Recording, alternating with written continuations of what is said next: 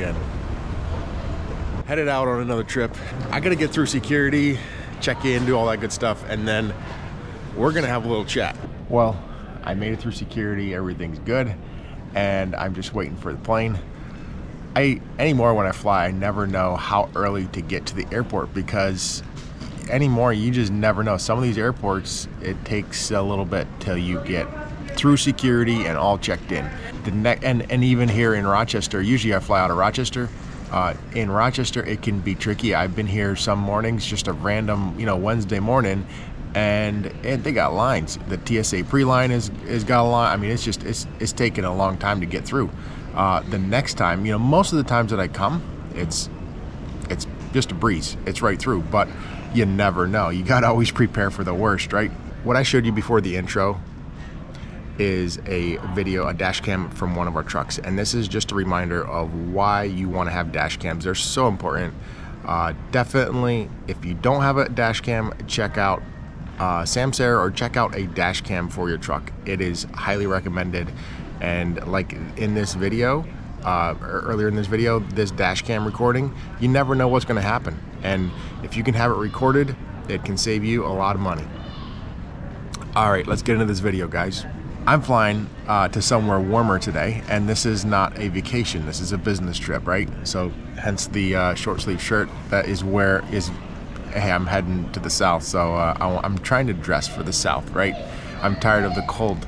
And kind of why I'm going, guys, is I'm still replacing trucks, okay? When I bought those 3 Kenworth W900s, the Emission engine trucks, my plan originally was probably to replace them with Emission engines again and then just kind of keep the ball rolling, right?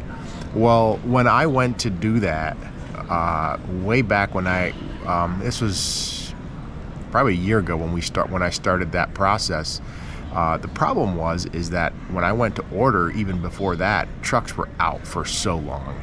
I couldn't get a truck in quick enough. Therefore, it kind of forced me to go a different route. I don't want these trucks to run out of warranty just because of some of the issues and stuff that we've been having with Emission engines out of warranty. It can cost you a lot of money really fast, and I'm not about to go down that road. So I started replacing them with gliders, thinking that, they'll keep tweaking these Emission engines. They'll keep making them, a little bit better, and I'll just wait, and maybe the next truck I replace, I'll replace it with Emission engine. Well, the whole truck situation, we're still out a long time, and prices have gone through the roof, and they're not looking like they're coming back down. So I was just having a conversation with one of the dealers, and so for 2024, new emission standards, and also a 10% price increase. So, or, he said 5 to 10, but you know how that goes. Where's it going to stop, guys? I mean, this trucking industry, I think, is in for a rude awakening. Some of the new emission laws are much stricter, just going to create another headache for trucking companies. There are so many companies that are just getting rid of emission systems, and even though it's illegal, it's like, in order to stay in business, they have to get rid of the Emission engine trucks. They're causing too many problems. It's too many issues, and that's kind of what I've been doing. And looking forward, like I was always saying, like, hey, I'm not gonna, I don't mind having an Emission engine truck in the fleet, which I don't, but my view towards Emission engine trucks anymore, like, if I wanted to get into, I'm hardly able to order a truck and to have it before the 2024 emissions. Maybe, I'm not sure yet, but if it has the 2024 emissions, like, I'm looking at literally probably $260 to $280 for a truck, and that still might even be on the low side. And then I have to turn around and trade that truck back in or get rid of it in 4 or 5 years. I can keep it, but it's only more junk they're putting on that truck that can go wrong. And that's where it takes a lot of money to be able to do that. And these big fleets, eventually they're going to stop turning these trucks over, or they're going to go out of business or something. Like where the bottom's going to drop is when the price on the used trucks goes down. So right now these fleets are doing just fine paying big dollars for their trucks, because the price of the used trucks are so high. They're getting their money right back out of their used trucks. But you give it a couple years, a year or two, they're going to be paying $250,000 for a truck, and they're going to turn around and sell it for 40, 50 grand.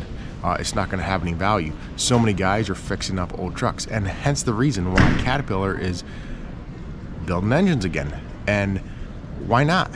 Why not build engines again? I don't know how they can do that legally. Like I still, it blows my mind, because all these engine manufacturers, like I remember working with, buying engines, for our tub grinders and things like that when we still had the mulch business. And these engine manufacturers, they had tier requirements, and tier 1, tier 2, tier 3, tier 4. Well, eventually they'd run out of credits, and even the tier 4, even these large engines had to go to tier 4. So I don't know how Caterpillar is getting around this, but I find it very interesting. And I don't know who comes up with these laws, who comes up with these emission stuff. It's pretty sad. And our country pays millions of dollars a year into this Paris climate something, whatever, and it's the biggest joke. There's so many other things we could do to be a greener, better country than what we're doing now. Suppressing the trucking industry, or like making the trucks the priority is it seems like low-hanging fruit, but it's not. What they're doing is actually in reverse, because so many trucks are getting deleted. It's crazy, because here in America we're held to very high standards, and in other countries we, my nephews in Guatemala, they can buy an X15 with no emissions. Here we're stuck with all these emissions, and they're down there getting good fuel economy. We're up here with all the emission, all the extra weight, and paying millions of dollars a year, or billions probably, into this Paris Climate Agreement, saying, oh, we're going to do this and this, right? And guess what? At the end of the day, our trucks are running, or not our trucks, but a lot of trucks out there are running deleted. For us, I don't delete trucks. I say that, we have some deleted trucks. I should say, let me reword that. For us, I don't like to delete trucks. That's why I am just selling these emission engine trucks and getting into gliders, because I don't want to deal with anything illegal. I know there's guys that are finding ways around pulling engines out of trucks and putting cats back into them, which you can do.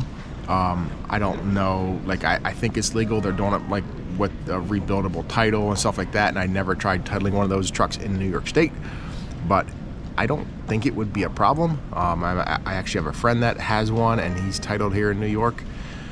So, that might be an option down the road for us.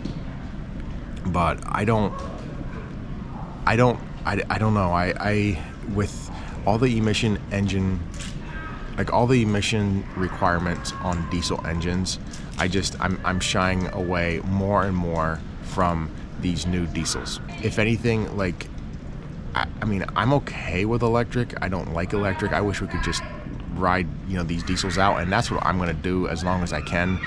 But eventually, something's going to have to change. Where is it? Are we 5-10 years away? I think we're at least 10 years away from anything major happening.